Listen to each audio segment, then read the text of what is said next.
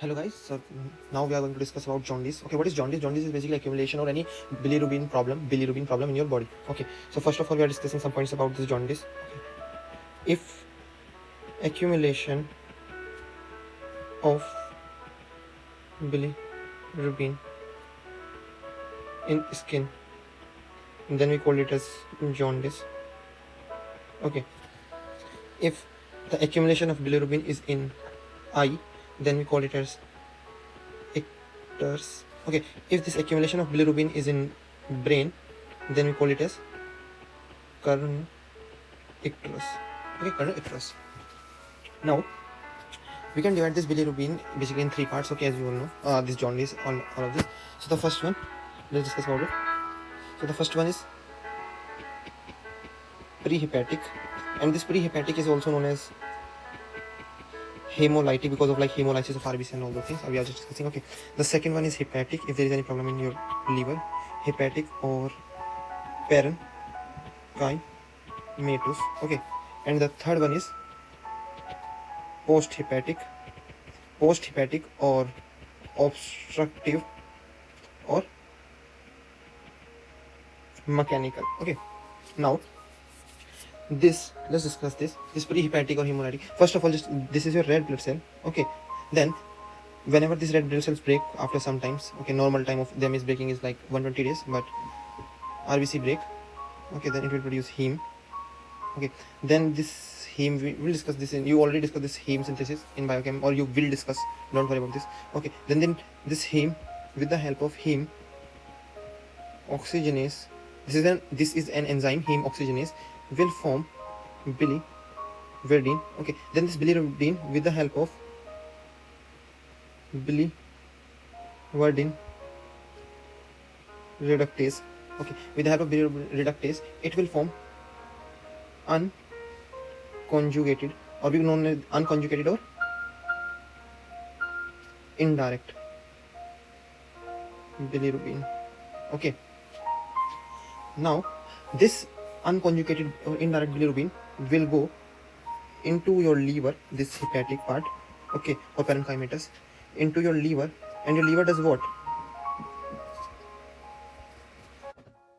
And now this liver, liver have enzymes. Okay, so now this liver does conjugation of this.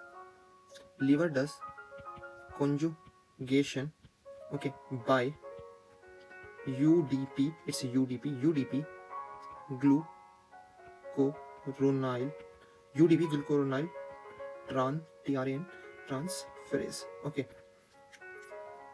Okay, so now liver does what? Liver does the conjugation by UDP glucuronyl transferase, and conjugation by what? Like by glucuronic acid. Okay, it this unconjugated bilirubin or indirect bilirubin will react with, like, it's like conjugated bilirubin. Okay, this conjugated bilirubin plus glucuronic acid, okay, in the presence of this enzyme, okay, glucuronyl transferase. In some exams they won't give you this UDP, but usually they give, but like in my exam they give only this glucuronyl transferase, okay. So this glucuronyl transferase, okay, form this bilirubin into direct bilirubin, or we call this direct bilirubin as conjugated bilirubin. What? Conjugated bilirubin.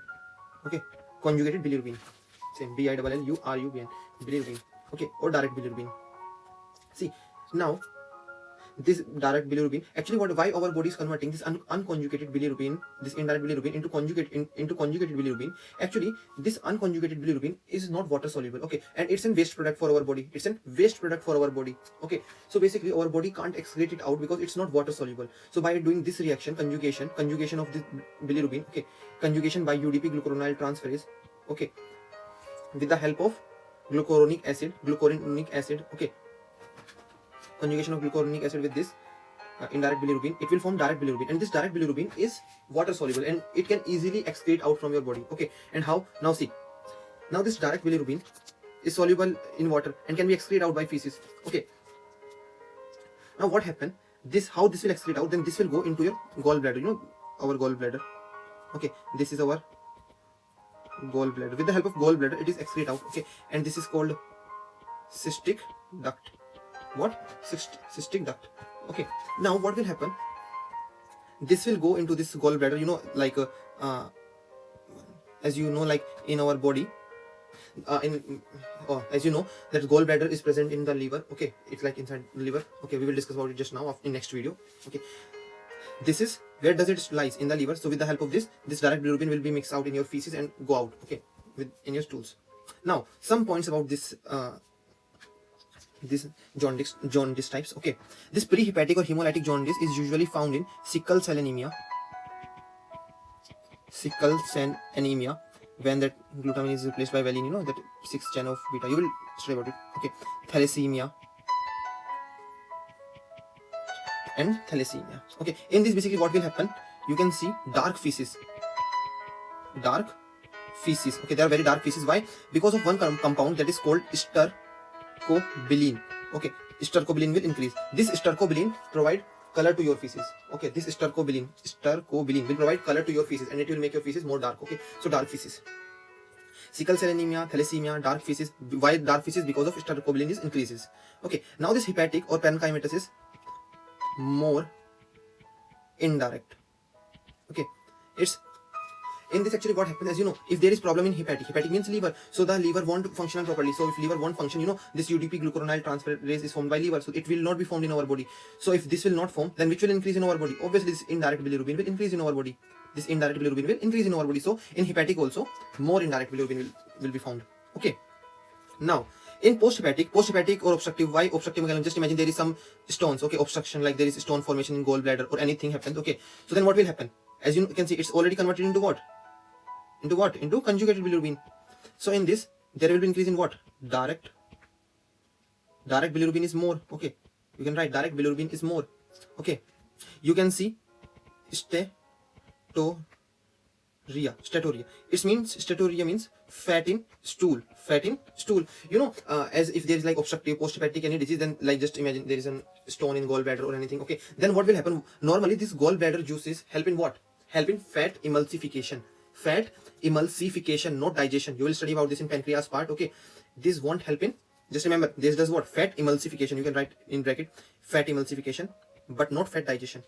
Okay, so you can find fat in stool. I'm just giving that extra point. Okay, you will find fats in stool. Stool means feces. Okay, you will usually found in this white color stool. Why white color stool? As you can see, this direct bilirubin will go into your gallbladder, and like this stercobilin, which is main responsible for your feces color, this also want to go into, this will also go here, but it can't be mixed up properly in what? In your feces. Okay, this goes in gallbladder, but it won't be mixed properly in your feces, so they will become white color feces, like acolic feces, no color in feces. Okay, and there is no stercobilin. Okay, there is no stercobilin in this. Okay, I hope this whole scenario as in jaundice is clear. Now let's discuss some more points about this jaundice. Okay, this thing is clear. This is very important, very important. Okay, like especially like these parts, this prehepatic, hemolytic, hepatic or parenchymatous. Okay, post-hepatic, obstructive or mechanical. Okay, and what is the means, and like this UDP glucuronide transferase. Okay, when there is direct bilirubin more, when there is indirect. If you have concepts, then you can clear it. Okay, it's very easy. Now let me tell you some very little topic about this more. Hyperbilirubinemia. Okay, in what condition you can find this hyperbilirubinemia? Okay, as you know, there are two types of bilirubin: unconjugated. Okay, unconjugated or gated. Okay, unconjugated or indirect bilirubin. Okay, and the second one is what? Conjugated, and this conjugated is also known as what? Direct. What? Direct. Okay, now when this unconjugated will increase, and when this conjugated or direct will increase in our body. Okay, so first of all, unconjugated will increase. That means UDP glucuronide transferase is not produced properly, or it's absent. Okay, as you know. Okay, this conjugated direct bilirubin, it's not because of UDP glucuronide. It's normal. UDP glucuronide,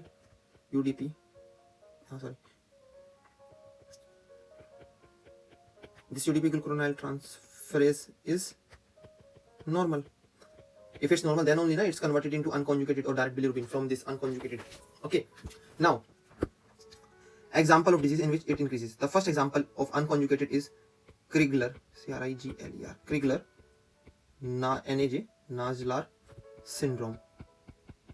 Okay, this is Krigler-Naegeli syndrome. Isn't just what you remember is, okay, in this Krigler-Naegeli syndrome, this unconjugated bilirubin or indirect bilirubin will increase. Okay, this is a genetic disease. Okay, in this our body is not able to convert bilirubin. Okay, unconjugated indirect bilirubin into conjugated. Okay, this is a genetic disorder, and in this usually what we give as in treatment, phenobarbitols or phenobarbitols. Okay, phenobarbital. Just take this phenobarbitols. Okay, the second one is Gilbert's, Gilbert's, Gilbert's disease. This is also a genetic disease. In this what happened, there is some liver problem. So because of liver problem, the indirect bilirubin will not be able to convert into what? Into conjugated bilirubin. Okay, Gilbert disease. Now example of this unconjugated hyperbilirubinemia. Hyper means more, you know. Okay, bilirubin. Okay, the first one is Dubin-Johnson jaundice, and it's also known as, very commonly known as, black liver jaundice. Okay, black liver jaundice. It's an autosomal recessive disease. Okay, autosomal recessive disease. In this actually what happens, there is problem in your some genes. Okay, because of which your body will convert this this indirect bilirubin into direct bilirubin, but it won't be able to transport it properly. It won't be able to does what? It won't be able to transport it properly to where? To your gallbladder. Or okay, so now in this what happens, this conjugated or direct bilirubin will increase in our body. Okay, now the second one is rotor jaundice. This jaundice is also autosomal recessive. This is because of some genetic defects also. In this also our body can't able to transport that properly. Okay, that this direct bilirubin can't able to transport properly to your gallbladder, so it can't excrete out and it will increase in your blood and body. Okay, there is one thing that questions usually come regarding this is like, what is in cholelithiasis? What happens? What is cholelithiasis? It's obstruction in here. Okay, it's cholelithiasis. Okay, obstruction of post-hepatic. In next video we are going to discuss just in next video about biliary, so there you will understand about this. Okay, so just remember, okay, this post-hepatic, in this there is obstruction in cholelithiasis. Basically there is a kind of stones in your gallbladder, because of which the patient will have what? The patient have mechanical or obstructive jaundice. Okay, so in their body what will increase? Direct bilirubin will increase. I hope it's clear. Okay, and if a child is born with jaundice, just remember, if a child is born with jaundice, do light therapy.